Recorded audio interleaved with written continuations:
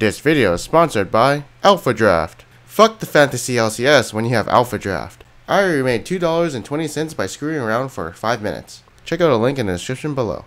Hey guys, what is going on? This is Pantstar Dragon, and today we were doing a patch 5.15 rundown of the changes. In this patch, there's not actually a lot of changes going on, so it'll be a fairly short video. So let's get right into it, and first up I'm going to be going over Fiora and my thoughts about her. So the new Fiora, I feel like her laning phase is really strong, because what she can do is poke the enemy with her Q, and if she hits a Vital, then she's probably going to win that trade, especially since she does gain some health when she does hit a Vital spot. And even if she doesn't, and the enemy tries to retaliate onto her, she has a repulse to block any kind of burst damage, so that's really good for her. And also her ease and auto attack reset, while also applying a slow onto the enemy and also giving some burst damage with the crit coming from the second hit.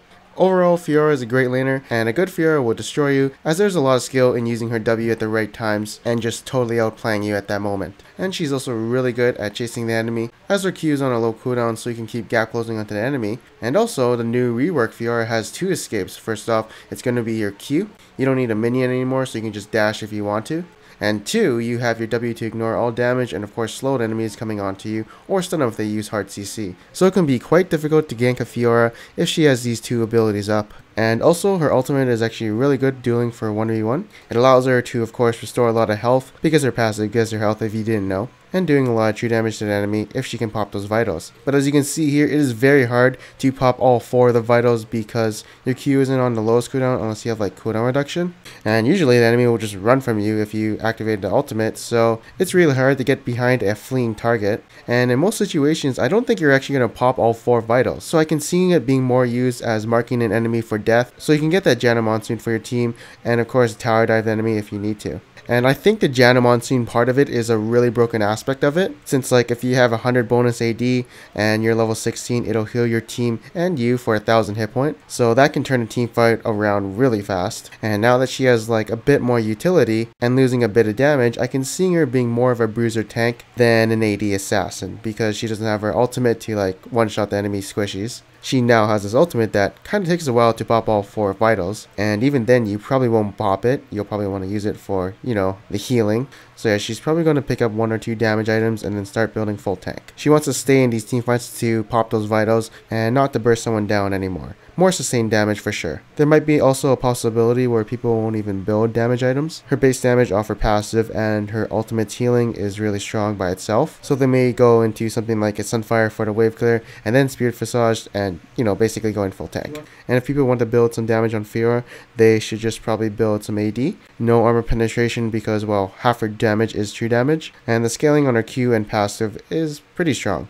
But her base damage for physical damage skills, aka her Q and E, is pretty weak, and that's why I don't really think Black Cleaver is good on her unless she has like Ravenous Hydra. But my final comment about her is I do feel like she's very strong right now. I definitely think she's going to be used in competitive play just because of how dominant she is in the laning phase. The only risk she has is not activating the Janna Monsoon part of her ultimate, because that is actually a big deal in team fights. That's a really game changing ultimate if it does proc. Oh, and also a cool trick with her is you can pop a vital and then activate your ultimate onto an enemy to get another vital on the same spot, so you kind of have like 5 vitals going on and potentially a lot of true damage. But again, it's pretty hard to activate all 5 vitals. And in that case, maybe Blade Rune King might be an item for her too, but I don't know, I don't really like the attack speed stat on her. Just maybe the active helps for proccing the passive. Alright, next up we're going to be talking about Ekko. Alright, so basically his passive is getting an AP ratio buff, the slow is getting a nerf, W's base shield is being reduced by 70, while the AP ratio is basically being doubled, and on his R, the health restored is now being reduced to 20% at all ranks, but the healing AP ratio is being buffed. Alright, so now that we got that out of the way, let's talk some numbers. So first up, 0.1 increase on the AP ratio on his passive is not a lot. Think of it this way, for every 100 AP you get, that's 10 more damage on your passive, and you'll only probably proc it once on an enemy in a team fight, so it's not that great. And the slow is going down by 10% at each rank, but I don't think it's too much. I think it's fine. You definitely lose 20% at level 18, but Ekko's late game isn't that strong anyways, so you just want to win the game early and mid game.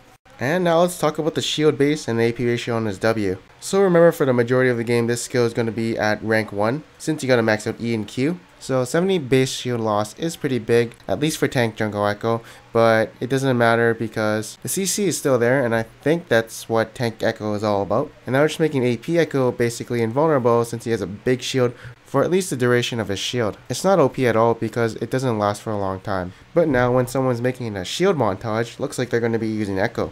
And now let's just talk a little bit about his AP ratio on his ultimate. So let's say you're level 16 and you have like 500 AP.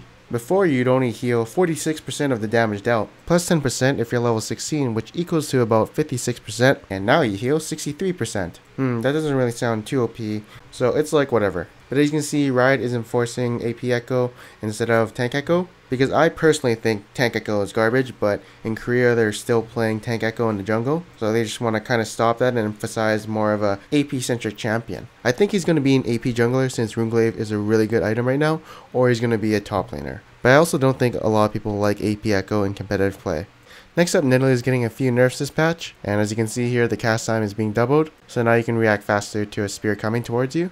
And the spear damage is being decreased by 20 in max rank, which also means the maximum spear damage is being reduced by 60. And now the vision when casting your W is less, so it basically won't reveal an area for you. This is a nerf to like level 1 invading the enemy and, just trying to get a vision of a certain area, but it's not a big nerf.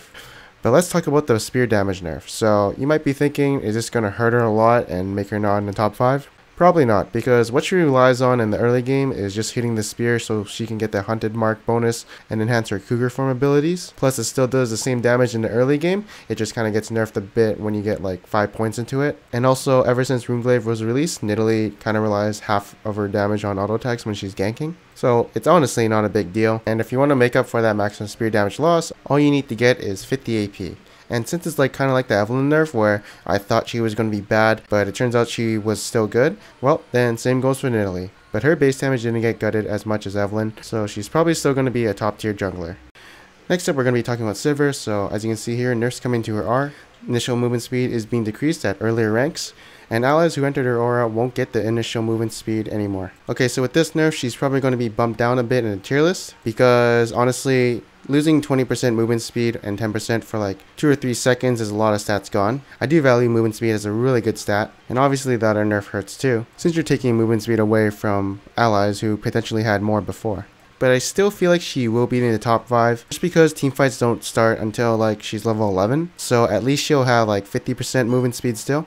But I just don't know how much of an impact this other nerf has on her. Next up, we're going to be talking about the skill changes of Teemo. So his passive and his R are getting tweaked a bit. There's a lot of changes happening, so I'm just going to say it very quickly. So attack speed bonus coming from his passive is increased at later levels. Stealth timer is reduced to 1.5 seconds. If you're in a bush, it stealths for 0.75 seconds. And now you can move inside a bush while camouflage. So kind of seems like you're going to be playing a Rengar style with the bush. And trying this passive on the PBE, I think it's good because you get increased attack speed so you can trade better.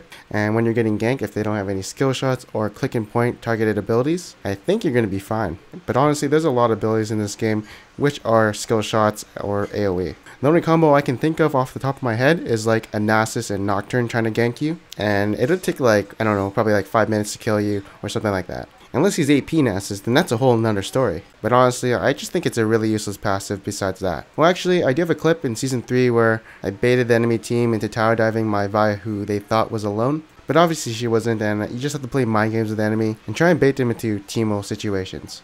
But other than that, I don't think I'll ever use it unless you're like really good at setting up ambushes. Next up, let's talk about the changes coming to his R. So there's like a lot of nerfs coming to his R, but one really interesting buff. The duration is lowered to 5 minutes. That's really bad. The slow decays, the arm time is 1.5 seconds. And finally, mushrooms can now be 2-shot by melee champions. But now there's a buff where he can throw his feces at enemies from a distance when he gets to level 11 and 16. But of course, you have to remember the arm time is 1.5 seconds, so it's probably going to be more of a zoning tool in teamfights if anything. Or just like Caitlyn, comboing it with someone else's CC, so Malphite Ultimate or Sejuani, and you're throwing it at a relatively safe range, so it's pretty good in that aspect. And so basically what happens to Teemo is his map control has been nerfed, but his team fighting is definitely better. Overall, I guess he's not going to be as super annoying as he was before. Oh, and I guess you can consider the mushrooms bouncing off each other as a buff. And it actually is a buff because if you cast your R at maximum range and then you cast it again, you can extend the range of his R. And so it's not really something stupid like disabling a champion for a lore event if you know what I mean. So it is an interesting interaction, and it also doesn't allow you to stack mushrooms anymore.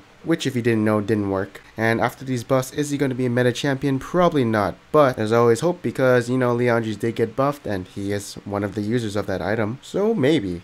Next up, we're going to be talking about the Zeke's Harbinger, and so what they're doing to it is making it harder to charge this item up, but if you can get it activated in a team fight, it's definitely more worth it because the buff duration lasts for 8 seconds. In my opinion, an item, I do see people buying it. I'm not sure if it's like a must-buy item at the moment. Maybe in like certain situations where your AD carrier is really far ahead and you want to buff him somehow. Or if she's just like a hyper carrier like Jinx or Tristan or something like that.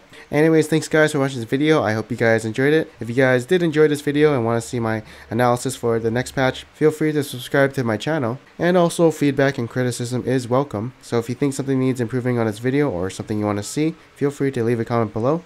And I do apologize if I do sound kind of tired in this video, but that is because I pulled an all-nighter to fix my sleep schedule. But anyways, I am Panther Dragon, and I'll see you guys next time.